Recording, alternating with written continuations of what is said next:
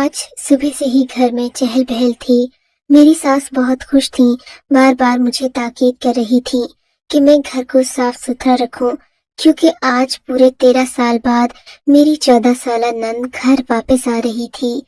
دراصل میری ساس کی آخری بیٹی ان کی بہن کے پاس رہتی تھی۔ میری ساس کی چھوٹی بہن بے اولاد تھی۔ شادی کے کئی سالوں بعد بھی جب انہیں اولاد نہ ہوئی تو میری ساس نے اپنی چھوٹی بہن کو اپنی سب سے آخری بیٹی جویریہ ایک طرح سے تحفے میں دی تھی۔ بیٹی اپنی چھوٹی بہن کی گود میں ڈالتے ہوئے میری ساس کو پریشانی تو ہوئی، لیکن وہ اپنی بہن کو دکھی نہیں دیکھنا چاہتی تھی۔ سفورہ خالہ یعنی میری ساس کی چھوٹی بہن نے میری نند کی اعلیٰ پرورش شروع کر دی، اور پھر کچھ ہی دن گزرے تھے کہ اللہ تعالیٰ نے سفورہ خالہ پر کرم کیا اور انہیں بھی اپنی اولادوں سے نواز دیا، یہاں تک کہ انہیں اوپر تلے 4 بیٹے ہو گئے۔ سفورہ خالہ کی خوشی کی انتہا نہ تھی۔ بالآخر سالوں کے بعد انہیں اولاد کی خوشی ملی تھی۔ اس سے زیادہ خوشی والی بات اور کیا ہو سکتی تھی۔ سفورہ خالہ نے گود میں بیٹے آتے ہی میری ساس کو کہہ دیا کہ وہ ان کی بیٹی واپس کر دیں گی، کیونکہ ساس بھی اپنی بیٹی کے بغیر ناخوش تھیں۔ انہیں اپنی چھوٹی بیٹی کی بہت یاد آتی، کیونکہ بڑی بیٹیاں شادی کی عمر کو پہنچ چکی تھیں اور اب تو ان کی شادیاں بھی ہو چکی تھیں۔ میں دیکھتی اکثر میری ساس اپنی چھوٹی بیٹی کے بغیر پریشان رہتی، اسی لیے ایک دن انہوں نے سفورہ خالہ سے اپنی بیٹی کو مانگ لیا۔ سفورہ خالہ نے بھی کہا کہ میں تم کو اپنی بیٹی واپس کر دیتی ہوں، ہاں مگر میں اس سے ملنے ضرور آیا کروں گی۔ یوں سفورہ خالہ جمعے والے دن جویریہ کو لے کر ہمارے گھر آنا چاہتی تھی۔ تبھی ساس نے کہا، میری بیٹی پورے 13 سال بعد اس گھر میں آ رہی ہے، تم گھر کو اچھی طرح سجا دو۔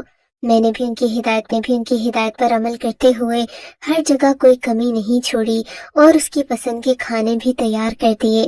شام کے 6 بجے دروازے پر دستک ہوئی، شاید کہ خالہ سفورہ کو آنے میں بہت دیر لگ گئی تھی۔ اس وقت ساس مغرب کی نماز پڑھ رہی تھی۔ میں نے جیسے ہی دروازہ کھولا، میری نظر خالہ سفورہ اور ان کے پہلو میں کھڑی ایک انتہائی خوبصورت چاند چہرے والی 14 سالہ لڑکی پر نظر پڑی۔ اس لڑکی کو دیکھ کر کوئی بھی اس کے حسن کا دیوانہ ہو جاتا۔ خالہ سفورہ کی آنکھوں میں ہلکی نمی تھی، جیسے وہ بہت پریشان ہوں۔ واپس جانے کے لیے مڑی تو میں نے ہاتھ تھام لیا۔ خالہ سفورہ، کہاں جاتی ہو؟ ذرا دیر کو رک جاؤ، اپنی بیٹی کو رخصت کرتے ہی اتنی جلدی کیا ہے تمہیں جانے کی؟ خالہ سفورہ بھی اپنی بیٹی کے ساتھ اندر آ گئی۔ جویریہ اپنی ماں سے ملی۔ دونوں ماں بیٹیاں کافی دیر گلے لگ کر بیٹھی رہیں۔ خالہ سفورہ جانتی تھی کہ حقیقی ماں کا پیار ہی اور ہوتا ہے۔ میں نے خالہ سفورہ کو اکیلے میں لے جا کر ایک بات کہی، جس پر خالہ کا رنگ فک ہو گیا۔ خالہ، اگر تم جویریہ کو اپنی بیٹی بنانا ہی چاہتی ہو تو اپنے کسی بیٹے کا رشتہ کیوں نہیں مانگ لیتی؟ اپنی جویریہ کو بہو بنا لو۔ میں سمجھی تھی کہ شاید خالہ سفورہ کو اس بات پر خوشی ہوگی، لیکن وہ ہکی بکی رہ گئی۔ نہیں بیٹی، میں ایسا نہیں کر سکتی۔ اگر میں نے ایسا کیا تو میں برباد ہو جاؤں گی۔ خالہ سفورہ کی بات میری سمجھ میں نہیں آئی۔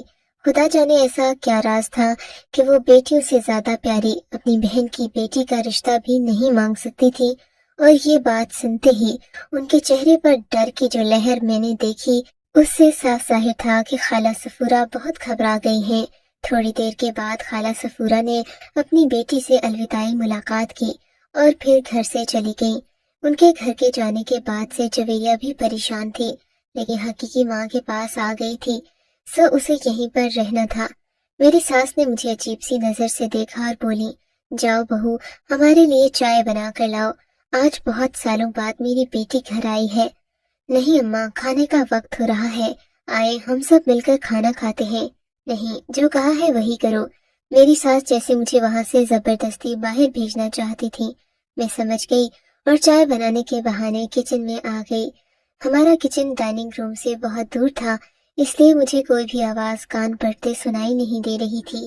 میری ساس اور میری نند ڈائننگ روم کے پاس ہی موجود ڈرائنگ روم میں بیٹھی تھی۔ یہ دونوں کمرے ایک بڑے ہال میں واقع تھے۔ تھوڑی ہی دیر کے بعد میں چائے لے کر اسی کمرے میں داخل ہوئی جہاں میری نند بیٹھی تھی۔ مجھے دیکھتے ہی میری ساس اور نند دونوں یوں خاموش ہو گئیں، جیسے کہ انہوں نے سانپ سونگھ لیا ہو۔ میں حیران تھی کہ آخر ایسی رازداری کی کیا پانا چاہ رہی ہیں۔ بہرحال میں نے دونوں کو چائے دی تو میں کمرے سے باہر جانے ہی لگی تھی کہ ساس نے مجھے روک دیا۔ بیٹی بات سنو۔ جی اماں۔ میں نے ان دونوں کو گہری نظر سے دیکھا، وہ بھی پراسراریت بھری نظریں مجھ پر ٹکائے بیٹھی تھیں۔ تب میری ساس میٹھے لہجے میں بولی، بیٹی بات سنو، جویریہ کو تم بہت پسند آئی ہو، تم تو جانتی ہو یہ شروع سے میرے ساتھ نہیں رہی، اس لیے اسے مجھ سے بھی کوئی خاص لگاؤ نہیں ہے۔ جب سے اس نے تمہیں دیکھا ہے تمہاری تعریفیں کیے جا رہی ہے۔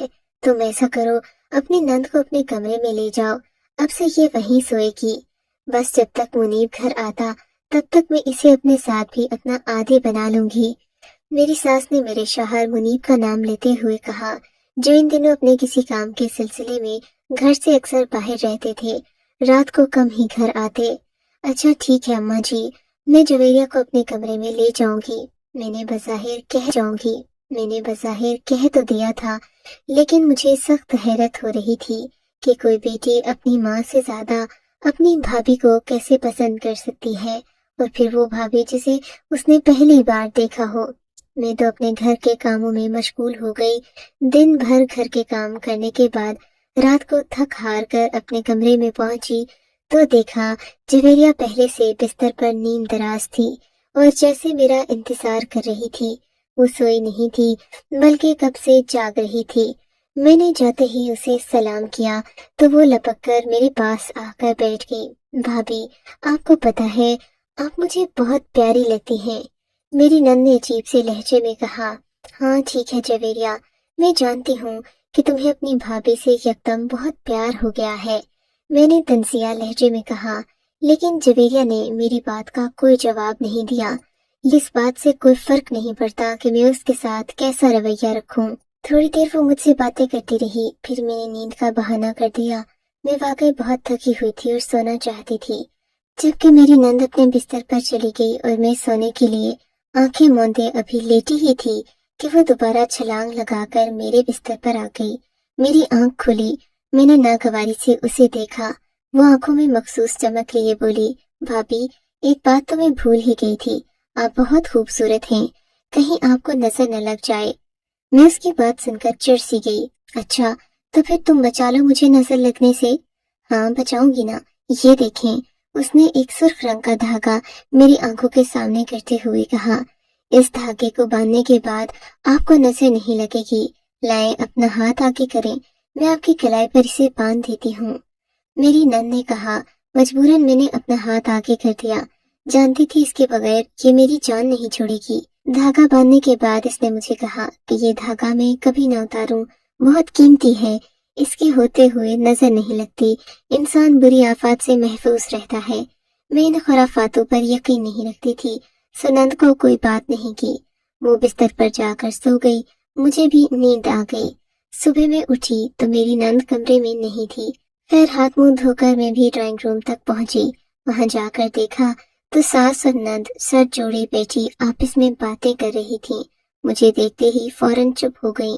میں حیران تھی، مجھے بیٹی اور بہن کہنے والی یہ دو عورتیں مجھے اپنا سمجھتی ہی نہیں تھیں، ہر وقت کوئی نہ کوئی رازداری کی بات کرتی رہتی جو مجھے نہ بتائی جاتی۔ خیر میں خاموش ہو گئی، میں جانتی تھی وقت کے ساتھ ساتھ ہر راز خود ہی کھل جائے گا۔ تھوڑی دیر گزری، میں نے ناشتہ سب کے لیے لگا دیا۔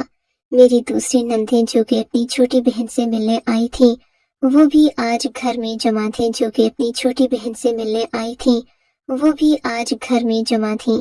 صبح صبح ان لوگوں نے گھر میں ڈیرا جما لیا تھا۔ سب کے لیے ناشتہ لگانے کے بعد میں بھی میز پر بیٹھ گئی۔ میری نندیں، میری ساس اور باقی سب لوگ مجھے عجیب سی نظروں سے دیکھ رہے تھے۔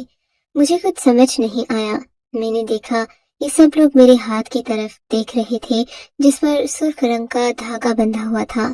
اس وقت یہ بات مجھے سمجھ نہیں آئی، لیکن بعد میں ایسا لگا جیسے سب لوگ اسی دھاگے کو ہی دیکھ رہے ہوں۔ کسی نے مجھ سے کوئی بات نہیں کی، لیکن عجیب سی نگاہوں سے مجھے دیکھا تو میں پریشان ہونے لگی۔ بہرحال میں اپنے کمرے میں آ گئی تھی۔ منیب نے مجھے میسج کر کے بتایا کہ وہ آج رات کو گھر آ رہے ہیں۔ منیب کے آنے کا سن کر میری تو خوشی کی انتہا نہ رہی۔ میں نے سوچا نہیں تھا کہ وہ اتنی جلدی گھر واپس آ جائیں گے، یا شاید وہ اپنی بہن سے ملنے آئے تھے۔ میں نے उनके लिए खुसूसी, मगर सास और नंद को ये सारे चौंचले पसंद नहीं थे। वैसे भी मुनीब रात को घर आते थे। मैंने सोच लिया कि दिन भर घर के काम करूंगी ताकि सास को शक न हो। रात को मुनीब के आने के वक्त से पहले ही मैं तैयार हो जाऊंगी। लेकिन नंद, उसका क्या करूं? वो तो मेरे कमरे से निकलती ही ना थी। खैर, रात होगी तो देखी जाएगी। मैंने ये सोचा और काम में मगन हो गई। दिन कैसे गुजरा पता ही नहीं चला। मुनीब के आने का वक्त हो गया। मैंने अपनी नंद को कमरे से बाहर निकालने की कोशिश की, मगर वो टस से मस नहीं हुई। थोड़ी ही देर में उसकी आंख लग गई और वो खराटे भरने लगी। मुनीब का मैसेज दोबारा आया कि मैं रात के 1 बजे पहुंच जाऊंगा। मैंने घर में किसी को ये बात नहीं बताई थी, वरना मेरी सास मुझे कामों में लगाकर बहुत ज्यादा थका देती थी कि मैं अपने शौहर के सामने तैयार होकर भी ना जा सकूं। उनकी जिद की वजह से मैं खामोश रही थी। मेरी नंद मेरे सामने ही सो रही थी। तब अचानक मुझे ख्याल भी नहीं की मैंने मुनीब की पसंदीदा चूड़ियां पहनी और फिर अपने बाल वगैरह खोलकर अच्छी तरह तैयार हो गई। चूड़ियों के बीच में वो धागा फंस रहा था और वो कुछ अजीब सा भी लग रहा था। मैंने सोचा कि इसे निकाल देती हूँ। मैंने बड़ी एहतियात से वो धागा अपनी कलाई से निकाल लिया, यहाँ तक कि वो टूटा भी नहीं। और फिर सोचा, इसे रखूं कहाँ? कहीं नंद ये न कह दे कि आपने मेरे धागे की कदर नहीं की, मुझे वापस ला कर दे। मैंने एहतियात से नंद की कलाई पर वही धागा बांध दिया। सुबह उठेगी तो अपना धागा खुद ले लेगी। उसने बड़े प्यार से मुझे दिया था। मैं उसकी बेकदरी नहीं करना चाहती थी। मुनीब के आने में 5 मिनट रह गए थे। मैंने बाकी तैयारी मुकम्मल की और नीचे उनको रिसीव करने चली गई। मेरी सास अब तक सो रही थी, जबकि नंद भी मेरे ही कमरे में थी। अजीब तो लग रहा था, लेकिन मुनीब के आने की खुशी इस कदर थी कि मैं सब कुछ भूल गई। थोड़ी देर बाद दरवाजा खुला। मुनीब चुपके से अंदर दाखिल हुए। मैं उन्हें इतने दिन बाद देखकर बावली सी हो गई। उन्हें ऊपर कमरे में लेकर आई। नीचे सीढ़ियों में अंधेरा था। मैं चाहती थी वो मेरी तैयारी देखें और मेरी तारीफ करें, और मुनीब ने ऐसा ही किया। मुझ पर नजर पड़ते ही वो तो जैसे पलकें झपकाना भूल गए। इन्होंने जी भरकर मेरी तारीफ की, लेकिन इससे पहले कि वो कुछ कहते, इनकी नजर साइड पर सोती हुई मेरी नंद जवेरिया पर पड़ी। एक नागवारी उनके चेहरे पर फैल गई। मैं समझ रही थी अपनी बहन को देखकर वो खुश होंगे, लेकिन वो बहुत परेशान से हो गए और फिर उसे गौर से देखने लगे। मैं भी हैरत से उनका चेहरा तक रही थी, उनकी निगाहों का ताक़ुब कर रही थी। देखा तो वो उस लाल धागे को देख रहे थे जो मेरी नंद की कलाई पर बंधा हुआ था, और फिर देखते ही देखते उनके चेहरे के तासुरात बदलने लगे। उनका चेहरा गुस्से से लाल होने लगा और सांसें तेज होने लगी, और फिर यकदम वो चिल्ला उठे, उठो जवेरिया, ये क्या तमाशा है? मुनीब ने अपनी बहन को बाजू से पकड़कर एक झटके से उठाया। जवेरिया नींद से हड़बड़ाकर उठी। अपने भाई को अपने सामने देखकर वो भी परेशान हो गई। क्या हुआ भैया, आप इतने गुस्से में क्यों हैं? मैंने क्या किया है? वो एकदम मासूम बनकर पूछने लगी। मुनीब ने उसकी कोई बात नहीं सुनी। उसे कलाई से पकड़कर घसीटते हुए सीढ़ियों से नीचे ले गए। मेरी सास नीचे ही सोया करती थी, जबकि बाकी नंदें भी वहीं पर थीं। रात के इस पहर में उम्मीद नहीं कर रही थी कि मेरे शौहर सबको बुलाकर इकट्ठा कर लेंगे, लेकिन उनका चीखना पुकारना और ऊंची आवाज में जवेरिया को डांटना सबको जगाने के लिए वैसे ही काफी था। मेरी सास जल्दी से भागती हुई कमरे से बाहर आई, जबकि बाकी नंदें भी बाहर आकर खड़ी हो गईं। सब लोग देख रहे थे कि आखिर हुआ क्या है, जबकि मेरे शौहर ने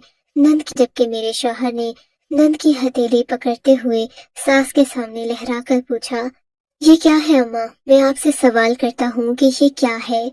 क्या अब इस घर में फिर से वही तमाशे होंगे जो आज से कई साल पहले दोहराए गए थे?